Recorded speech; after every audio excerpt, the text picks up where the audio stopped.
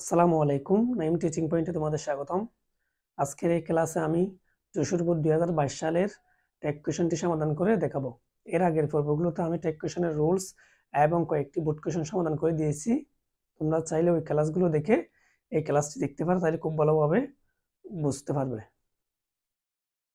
Jessore board 2022 সাল 5 নং make take question of the following statement. Make take question তৈরি করা following statement.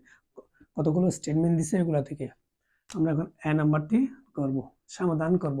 Everybody is nostalgic in life. জীবনে সবাই অতীত স্মৃতিকাতর। নস্টালজিক অর্থ হচ্ছে অতীত স্মৃতিকাতর। এভরিবডি আমরা জানি সেন্টেন্সে যদি এভরিবডি থাকে তাহলে সাবজেক্ট হিসেবে আমরা দে বসাই টেক কোয়েশন করার সময়। যেহেতু বাক্যের মধ্যে অক্সিলারি ইজ আছে, তাইলে আমরা বসাবো ইজ নট দে, বসাইলাম। কিন্তু আমরা যদি একটি জিনিস লক্ষ্য করি, সাবজেক্ট হচ্ছে ফ্লোরাল, দেয়ের সাথে ইজেন্ট হবে না, দেয়ের সাথে আমাদেরকে বসাতে হবে আরএন্ট।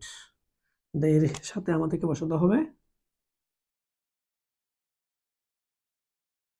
আরএন্ট বসাতে হবে, আরএন্ট দে।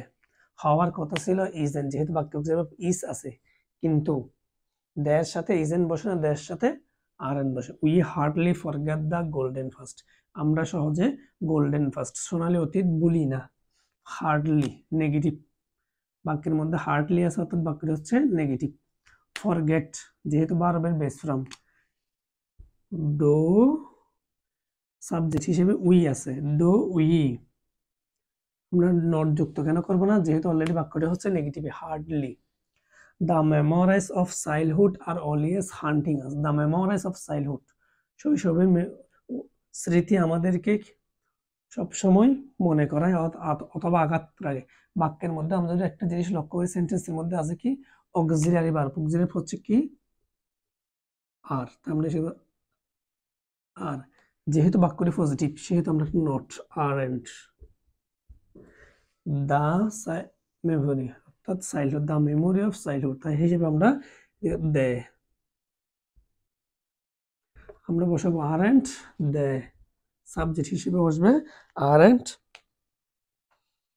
দে। The sweetest memory of childhood is colorful.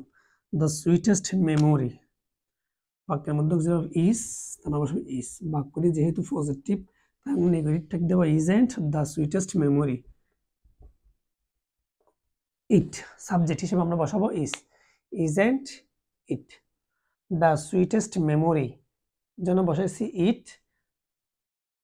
বাক্যে যেহেতু ইজ আছে, ইজটা হচ্ছে অক্সিলারি ফাংশন, ইজটা বসাইছি। যেহেতু বাক্যটি পজিটিভ তাই আমি ইজেন্ট ইট নট যুক্ত করলাম। Who forgets this memory? Who forgets this memory? Forgets বসার কথা ছিল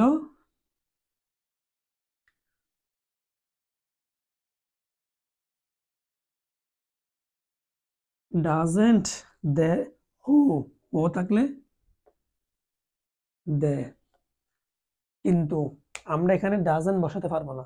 এর একটি কারণ, যেহেতু দেয়ের সাথে ডাজেন্ট বসে না, দেয়ের সাথে বসাতে হয় ডোন্ট। দেয়ের সাথে বসাতে হবে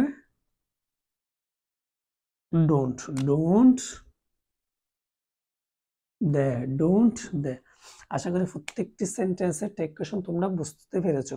যদি তোমাদের বুঝতে কোনো সমস্যা হয় অবশ্যই আমাকে কমেন্ট বক্সে কমেন্ট করে জানাবে। আর ভিডিও যদি ভালো লাগে অবশ্যই একটি লাইক দিবে। আমি ফার্স্টটি সমাধান করে দেখিয়েছি, আমি আরেকটু পুরো বিষয়টা একটু সামারি করতেছি। Everybody is nostalgic in life, যেহেতু ইজ, যেহেতু এভরিবডি থাকলে দে বসে, দেয়ের সাথে ইজেন্ট বসবে না, দেয়ের সাথে আরএন্ট বসবে। We hardly forget the golden first. We hardly forget ভার্বের বেস ফর্ম, যেহেতু সেই হিসেবে আমরা ডো, আর হার্ডলি থাকার কারণে আমরা নট যুক্ত করতে পারলাম না, সাবজেক্ট হিসেবে উই আছে, উইটা বসালাম।